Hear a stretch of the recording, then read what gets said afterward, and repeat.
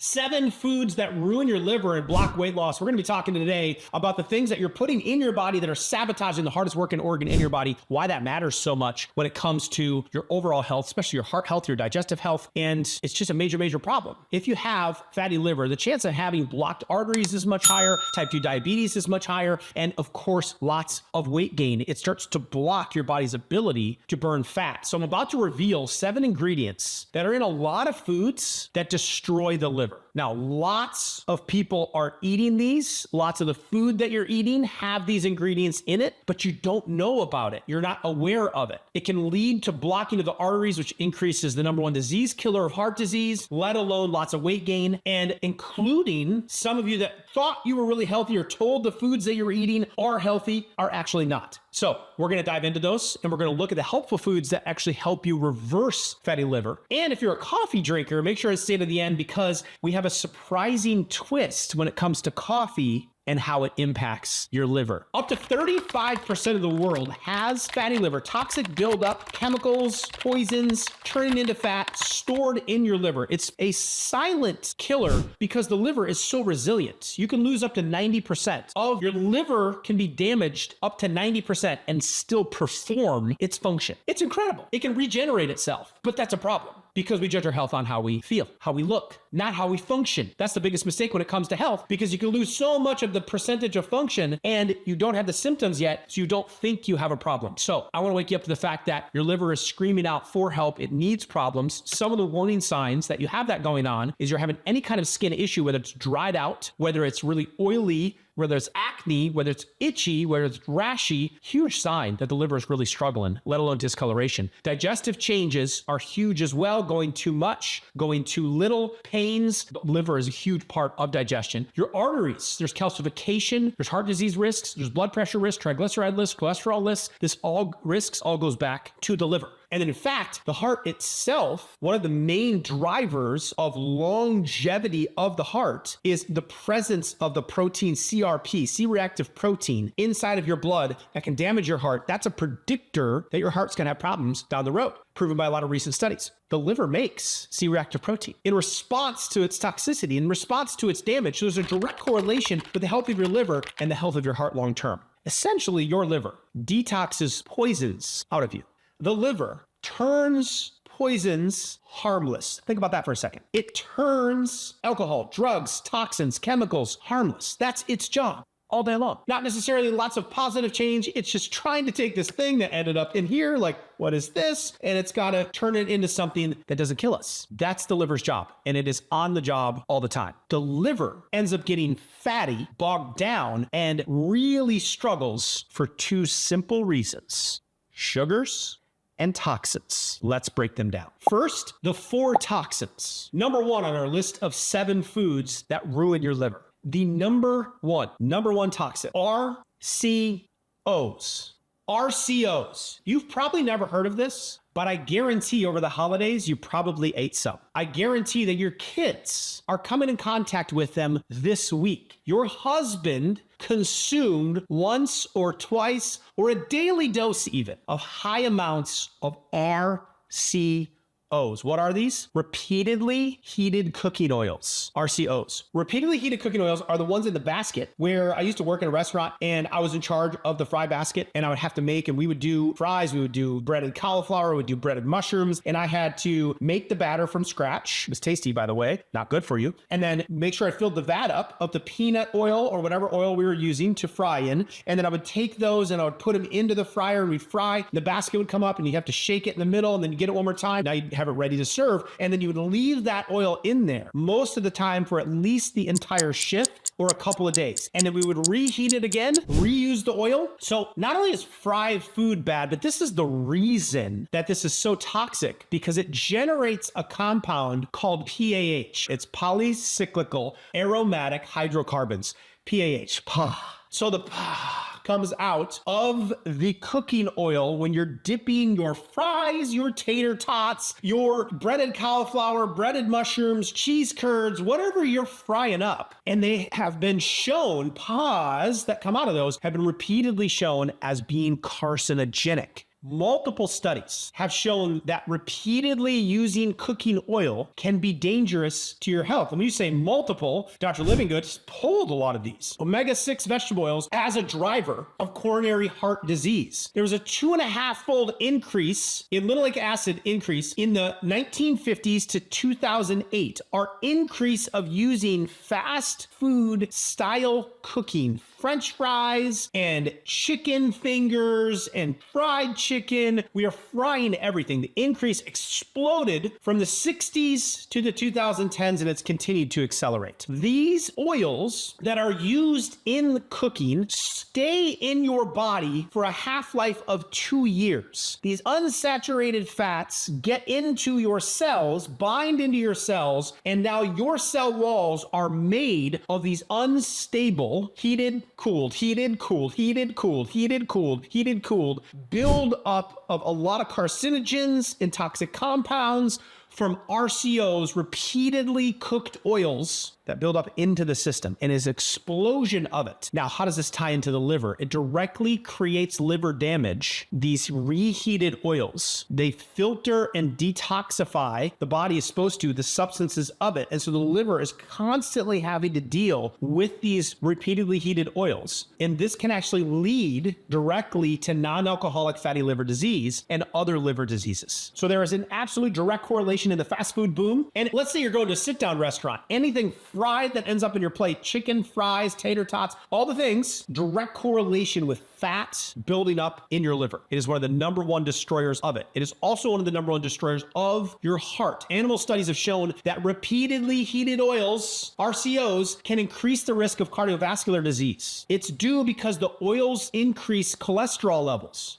blood pressure, and inflammation. When you introduce an oil that stays in your body for 2 years because it's been repeatedly heated, it's so rancid and has so many carcinogens built up into it, and that's what your cell membranes end up having to be made out of. You are ending up with inflammation, raised cholesterol levels, because your body keeps trying to send new cholesterol to repair those cells, and so it's creating more and more of it. And blood pressure goes up because there's an increase of congestion inside of the body. Brain damage. Studies have shown that reused cooking oils can cause damage to your brain and memory impairments. How many of us would like to improve our memory, our sharpness, our ability to change topics and multitask and focus? The worst food you could put in is a fried fast food to get more focus. It's because the oils can disrupt the blood-brain barrier, allowing harmful substances to enter the brain that should not have entered the brain, which ultimately leads to neurological conditions and disorders. Reused cooking oils can increase the risk of these disorders,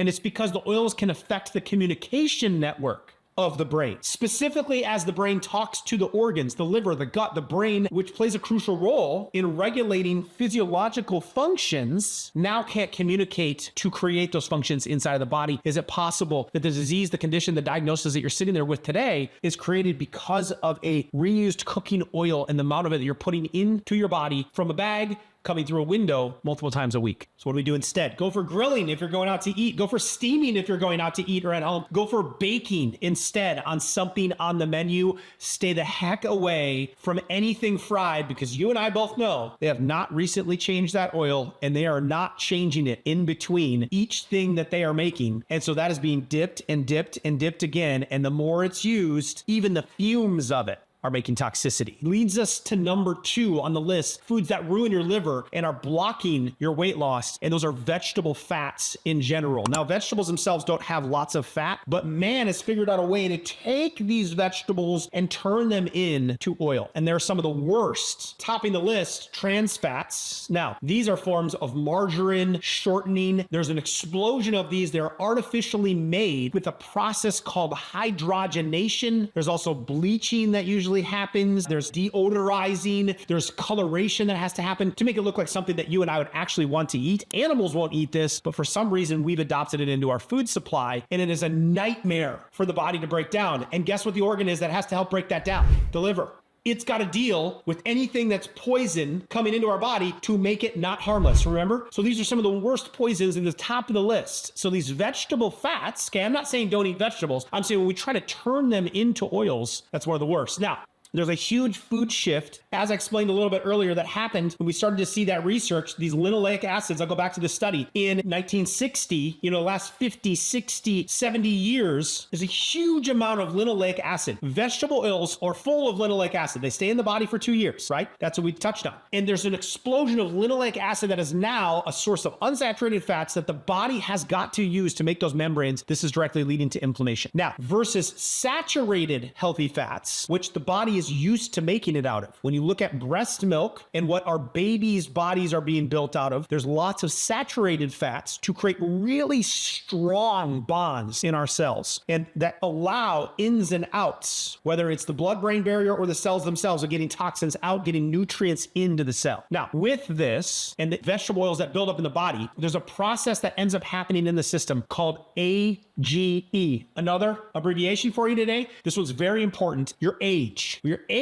of your organs, your age of your body, it's actually called advanced glycation end products, are produced by linoleic acid. They are molecules that are formed when sugars react with proteins or fats in the body, and they create harmful compounds that accumulate with age. And they're linked to various chronic diseases, diabetes, cardiovascular disease, Alzheimer's disease. So these AGEs, when the linoleic acid, the vegetable oil, canola, soybean, vegetable, cottonseed, when these end up in your system, they attach to a sugar or to a protein and they create an AGE. This is another molecule that the liver now has to deal with. And they're often associated with the process of aging. Interesting that the acronym of it is AGE. So these are the things that age your liver and age your skin and age your body much faster by putting the wrong type of vegetable oil in the body. They can be found in high levels of certain foods like processed meats, fried foods, packaged goods, this stuff inside of the store. So that's where we show the breakdown of linoleic acid in the body and how it begins to build up and age your system. And the main organ that has to deal with all that is your liver. So what do we do instead? Go towards a saturated fat. Here's a study on virgin coconut oil actually reversing hepatic stenosis, buildup inside of the liver, damage inside of the liver. They did this study in animal studies and found that just giving them extra doses of healthy fats actually starts to take you the opposite direction than what linoleic acid and the wrong oils or cooking in the wrong oils, especially multiple times reusing it, what that does to the liver. Olive, avocado, butter, ghee, solid bonds, stable. You want stable fats. Let's go to number 3. So our first 2 toxins in the bag, a lot to do with oils, reheating those oils, cooking with the wrong oils. Number 3, aflatoxin. Aflatoxin, it's a fungus, a fungal toxin to the body, and is primarily found in corn. The problem with it is that it's highly genetically modified, the number 2 most genetically modified food on this planet, and it contains a lot of aflatoxin. Peanuts contain this as well. Interesting, because a lot of known peanut allergies exist, but are a lot of people actually getting toxic and having an allergic response to too much corn consumption, yet don't really know and haven't identified it that? Because corn oftentimes is hidden, right? It's ground down into certain types of flours that are used to make starches and things that end up in our food as stabilizers or thickeners. It's ended up in high fructose corn syrup is probably the worst culprit. That is one of the worst foods, as you'll find out in a minute, to put into your liver. And so this builds up in the body and creates anaphylactic type response, a toxicity response. And guess who's got to deal with the toxins inside of the body? It's the liver. So low amounts of aflatoxins, of foods that contain high fructose corn syrup in general, anything corn related, over time create liver damage. Now, I've got a study on this one I wanted to show it to you, actually breaking down the aflatoxins inside the body. It's a potential fungal toxin. You can read all about this. This is Science Direct. This is rock solid research. It's a carcinogen that contaminates a large portion of the world's food supply. These are the 2 types, if you want to know the actual names of the toxins that usually end up in there. Animal studies show that there's increase in pregnancy loss. There's direct toxicity. There's indirect toxicity. There's chronic exposure to this in our kids, leads to malnutrition, immune compromisation, issues with weight, abdominal masses, anorexia, vomiting, bleeding, psychosis. So this buildup of this amount, slow amounts over time, if we're constantly putting in the breading on your chicken, the soda that you put into your body, the corn syrup that was in that candy, just constantly going in, and there's traces of this aflatoxin. And one of the major causes of liver cirrhosis and cancers inside the liver, because who's got to deal with the toxins? Your liver does. So what do we do about this? If you're going a peanut route, use a a Valencia peanut or organic peanut, you're going to significantly reduce that. If you are going to have a corn-based product, it's not that I never have sweet corn like during the holiday, but go for non-GMO, ideally organic, and then be aware of products that you're buying that have corn-based ingredients in there. Really got to start to get more savvy on that. Number 4, MSG, monosodium glutamate, found extensively in packaged foods, and you can just equate this to the crumbs at the bottom of your chip bag. You know what I'm talking about?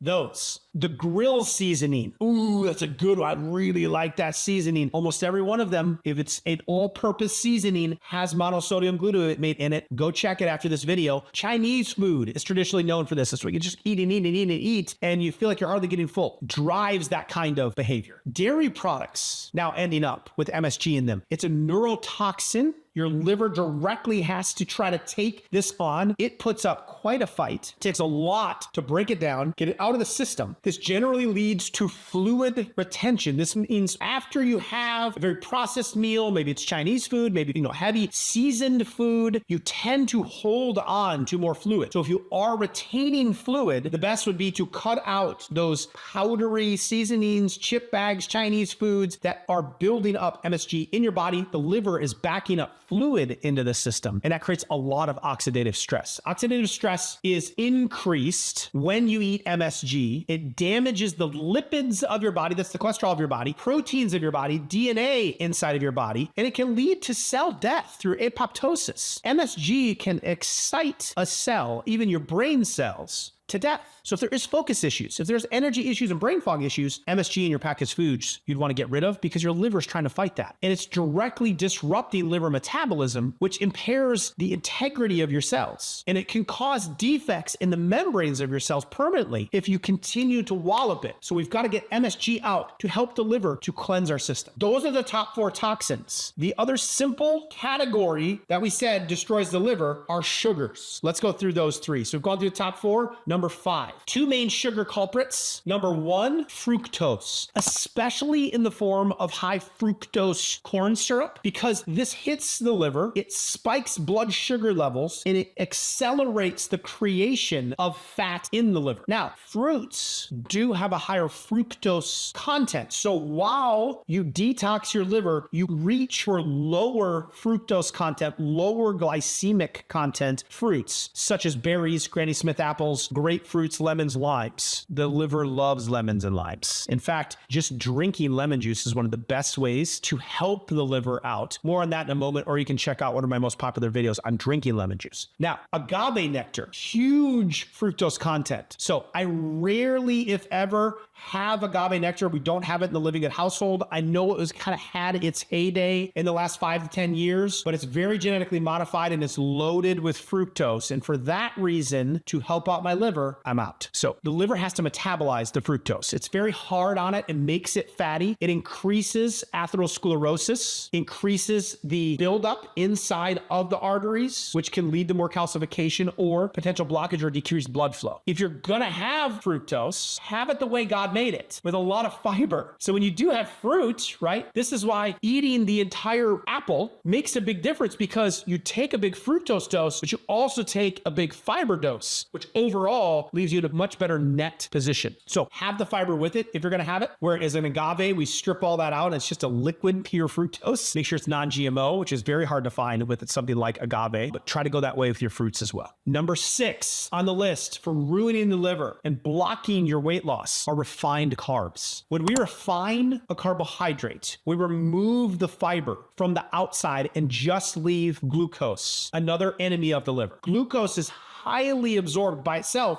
without the fiber. So it quickly raises your blood sugar, and quickly raising your blood sugar multiple times a day over time causes fat in the liver. It creates oxidation because the liver has to try to burn up all that fuel. And glucose by itself burns more like diesel fuel. it leaves a lot of soot behind, as opposed to more of like a jet fuel or propane, where it's much more clean. Now, that oxidation damages the arteries and is the leading cause of cholesterol issues. Remember, it's not cholesterol that's the problem, it's the oxidation of cholesterol. It's not your arteries having toxins in them, it's when they get oxidized that becomes the problem. So we can still have carbs, but we want to focus on carbs from vegetables. Your liver loves cruciferous vegetables. Think Brussels, broccoli, cauliflower. This is some of my favorite. They're very high in sulfur compounds, methylsulfonomethane, which is like a jump start to the batteries of your cells to open them up. Like if they had a dead battery, like a car, it could jump start it so you could get into it. You could get it started, you can get it moving. It gets the toxins moving out of the cells. Turmeric is another great option for a vegetable for adding in just from antioxidants. Had to throw it in there because it's one of my favorite. Garlic would be another great one. Those who consumed garlic showed in studies over several months reduced liver fat. And if we're going to have carbohydrates, maybe go more of the bean route. It's got a lot more fiber in it. We want the whole grain or we want the seed-based carbohydrates, but the refined ones ruin your liver and block your weight loss. Number seven combines what we've just covered. Toxins, 4 of those, sugars, 2 main forms of those, fructose and glucose. Number 7 is both alcohol. The liver gets fatty for those 2 reasons, sugar and toxins. Alcohol is a double whammy. It's toxic because the body has to break down the alcohol, get it into a form in your system that can actually be removed. And it takes a lot of enzymes and vitamins in that breakdown process. And the metabolite that it gets broken into is toxic to the body. Well, the liver protects you from toxins and from harm, in terms, very harmful things, into harmless. But it takes a lot of energy to do that. And over time, it builds up fat and takes on a lot of soot and leftovers in the liver to perform that process. Plus, alcohol is high in sugar. So you're increasing the blood sugar levels, which is what alcohol does. You're dehydrating. It's a diuretic that's pushing water out of the system, which is concentrating the sugars more. It's concentrating the toxins more, and your body's got to try to get rid of the leftovers. So it's a more obvious one. It only makes up about 2 to 3% of fatty liver diseases in the entire world, though. The rest of the 98% is from the other 6 problems. So a lot of times we flip this chart when it comes to what we need to cut out first, but those fats are the number 1. Then there's the toxins, aflatoxins and MSG. Then we've got the 2 types of sugar, and then you do need to remove alcohol and take a break from it or significantly reduce it or give your body days where you don't have any of it in the system. Now, if you want to put in drinks that help to remove some of the toxins and to help your body out with the sugar levels, try the lemon water. And for those of you that are coffee drinkers, here's some good news. The impact in the body, especially to the liver, of increased coffee consumption actually helps to reduce fibrosis and damage to the liver itself. 2 cups or more a day over a 6-month period of time showed significant decrease in the damage going on in the liver in patients that implemented it. Now, we don't want the liver fighting toxins, so be sure that your coffee is organic and low acid, which means it is much more alkaline, full of nutrients. That means it's full of its antioxidants, and it doesn't contain a bunch of chemicals oftentimes that show up in the processing of non-organic coffee. But the liver and the fat of the liver loves it. It can help to remove those toxins from the system. So add some lemon water, add some coffee, skip the booze. And how about you give your liver a break and rejuvenate the hardest working organ in your body, following a simple liver food plan that knocks out the 7 foods that we talked about in this video. Focuses on putting in drinks that actually help your liver thrive and gives you the supporting nutrients so that your liver can work and convert and deal with all the toxicity and all the damage that it has to deal with on a daily basis. I think your liver needs a break. So consider that below. There's information on it. And if you want to know more drinks that remove fat from your liver and accelerate fat loss, check out that next video below as well.